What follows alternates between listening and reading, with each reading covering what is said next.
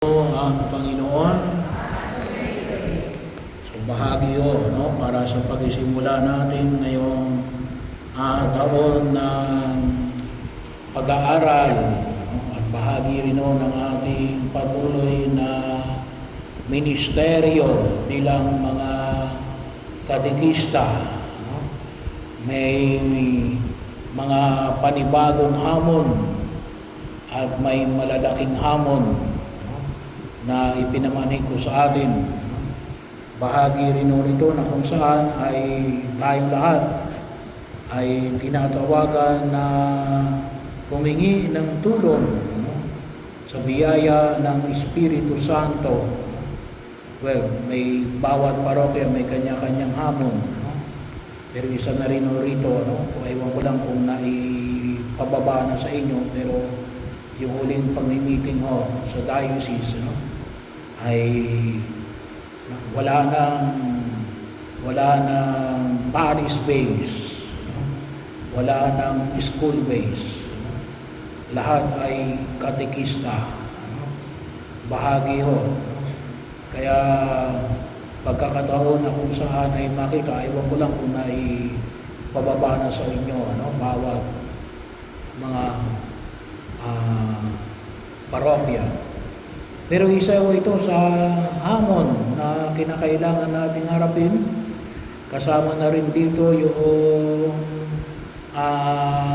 problema natin sa mga tinuturuan, pamasahe, bahagi ng pagkilos sa kung saan panahon at pagkasaayos natin sa upang higit na may handa natin ang sambayanan na higit na maunawaan yung ating pananampalataya kahit na sa gitna ng makabagong kapanahunan. At yun ang nais nating bigyan ng diin. Huspusin tayo ng Espiritu Santo.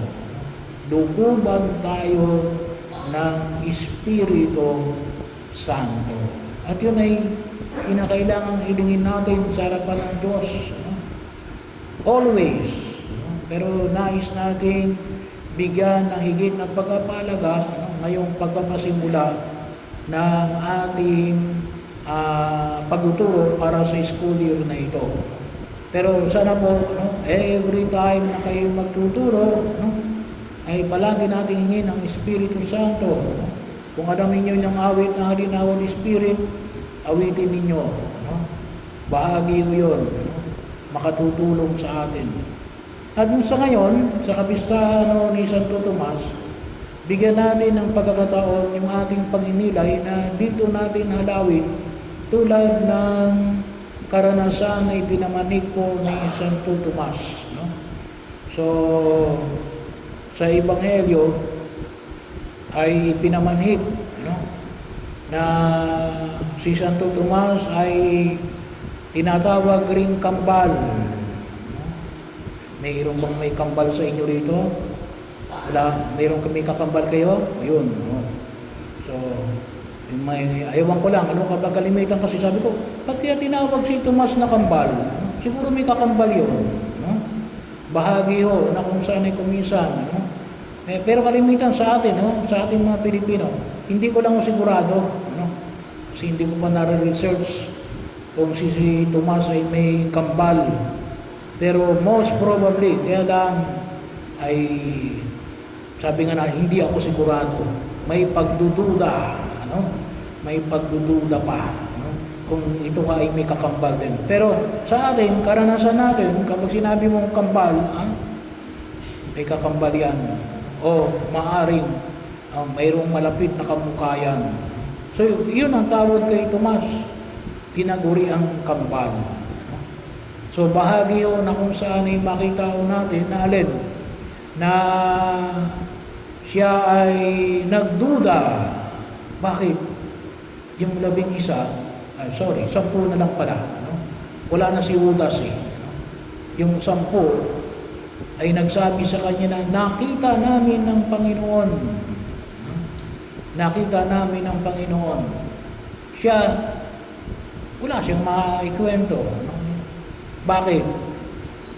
Absent. Kaya mag-ingat yung mga absent. No? Marami kayong mawawala. No? Hindi nyo namamalayan. No? Well, hindi naman binanggit dito kung bakit wala si Tomas noong muling pagkabuhay.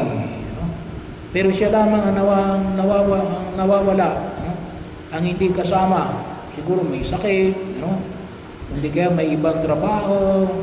O maaaring may problema. No?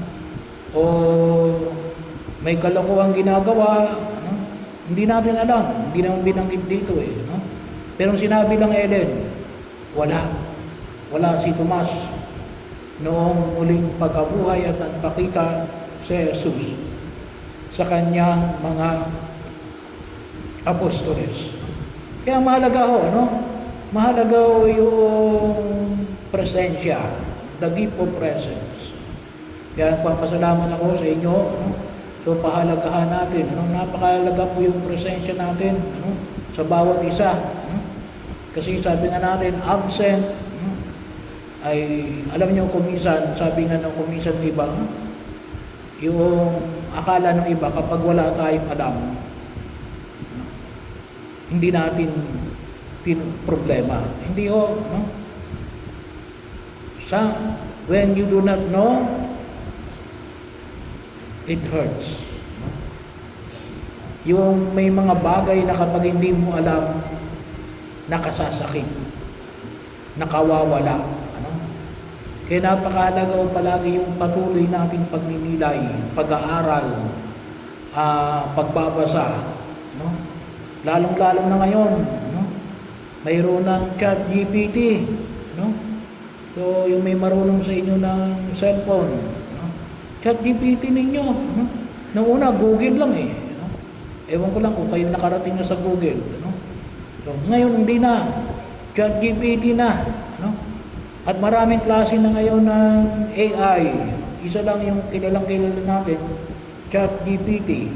May Monica. Mayroong Gemini. Pero bahagi ho. No? Kapag kapag hindi natin alam, tignan natin. Baka sakaling mayroong maibigay na impormasyon. No? Kasi ito, no? Ay absent, wala siyang alam. Kaya alin, nahuli siya. No? Nahuli siya. Hindi niya nakita ang Panginoon. Wala siya kasi, no? Nung muling pagkabuhay. No? Kaya bahagi ho. Kaya kuminsan, yun yung pagdududa. No? Absent, kawalan ng kaalaman, o ayaw mong mag-aral. No? Kuminsan ganun eh. Kaya kuminsan, kalimitan ng mga nagdududa ay mga walang alam. No? Kaya dapat, bahagi ho, sa amin ho, itinuro sa amin, sa moral theology, no?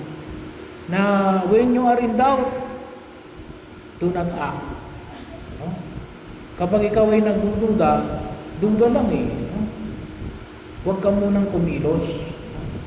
Bahagi ho. Alam nyo, kuminsan, no? Sabi nga natin, ngayong panahon na ito, kaya maraming na-scam eh. Ngayong panahon na ito, ano? Maraming na-scam. Bakit? Ay sugod ng sugod. May mga bagay na hindi pa sinisigurado. No? Ay sugod ng sugod. Parang kagabi lang po ata. No? Ay nanood ako ng news. Mayroong iba, ano? Sabi ay humingi sa kanila ng pera habang mangungutang pala, nangungutang sa kanila habang hindi ko pa nababayaran, dito muna kayo tumira sa kondo. Ay akala naman noong mga pinuntahan ay kanya yung kondo unit. Pagkatapos ng isang buwan, naniningil na yung tunay na may-ari ng condo unit. Inarkilahan ng pala noong kausap nila yung condo unit. Natangay na yung kanilang malalaking pera. Bahagi ho yun eh. Bakit? Kasi hindi sigurado kung saan napadala. Napadala saan? kikita ka ng malaki. Malaking pera ito. Ano? So, kung nga naman, ano? Kasi libre na yung kanilang kondo at ibabalik pa yung kanilang pera pagkata na may interest. Kailang kulang? Kulang sa pananaliksik. No? Kulang sa pananaliksik. May ibabalik ba? Anong bagang trabaho nitong tao ito para maibalik yung pera niya? Ano? Bahagi yun. Hindi naman gaano kakilala. Kaya nga, sa Ebanghelyo natin, no, si Tomas, nagduda. Pero hindi siya nanatiling nagduda. No? Mayroong paglalakbay. No? At maliwanag inunawa sa ating pagkilos natin, palaging mayroong pagdududa. Hindi ko pwedeng walang pagdududa. Pero anong sabi ng ating Panginoon ngayon, Ellen? Do not remain in doubt. Huwag kang manatili sa iyong pagdududa. No? Gumawa ka ng paraan na alin, maalis mo yung pagdududa. No? Kaya, paano? Hindi kinakailangan mong mag-imbestiga. Anong sabi ni Tomas?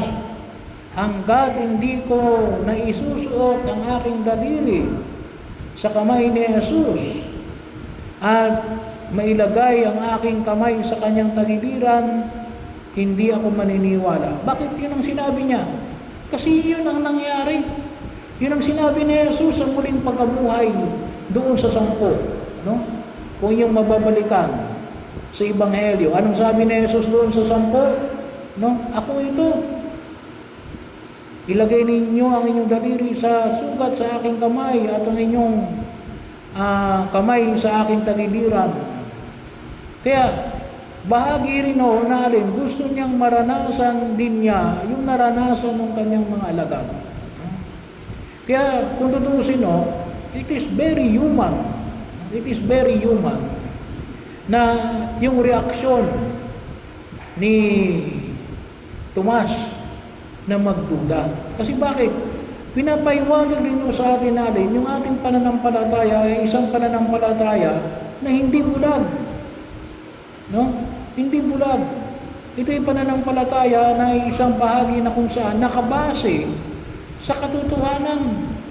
At kung tutusin po, yung pericope na ito, yung bahagi ng Ebanghelyo na ating narinig ngayon sa araw na ito, at sa katauhan ni Tomas, ay pinapahayag na alin, na yung ating pananampalataya, yung banal na kasulatan, yung sinulat ni San Juan, ay dumaan sa masusing scrutiniya.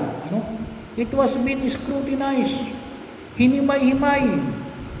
Hindi lang naniniwala ka, ano ba siyan mo? Hindi, yung sabi lang ng mga alagad, hindi. No? Kaya yung karanasan ni Tomas ay nagpapatibay na alin, si Kristo ay talagang muling nabuhay. No? At kaya bahagi na kung saan ay anong sabi ni Tomas, Panginoon ko at Diyos ko. No? Bahagi ng kanyang karanasan. Kaya nga, makita natin na alin, nagpahayag katulad ng mga apostoles. Well, katulad din ni San Pablo, no?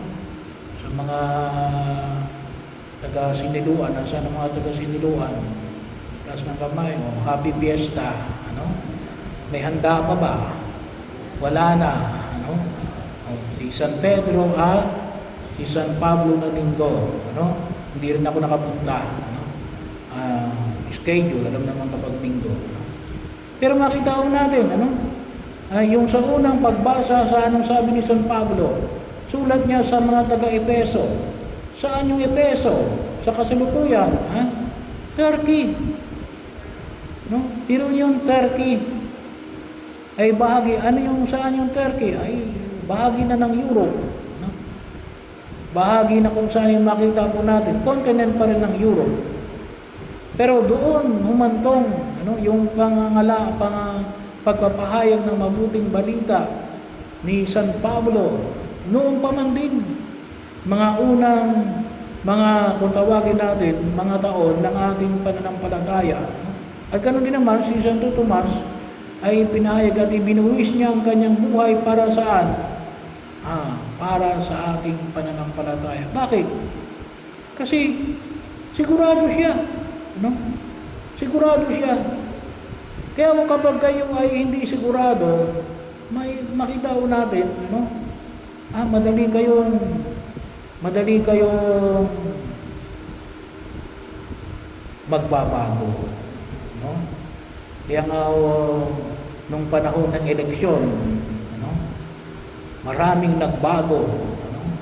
Nakita lamang yung salapi, ano? Maraming nagbago, ano? Kaya pwede kang babayaran, no? O pwede kang masuulan, o pwede kang matakot. Bakit? Hindi ka sigurado eh.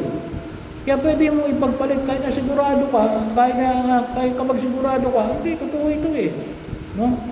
Pangatawanan mo yan. Pero kapag hindi ka sigurado, maraming pwedeng mangyari. No?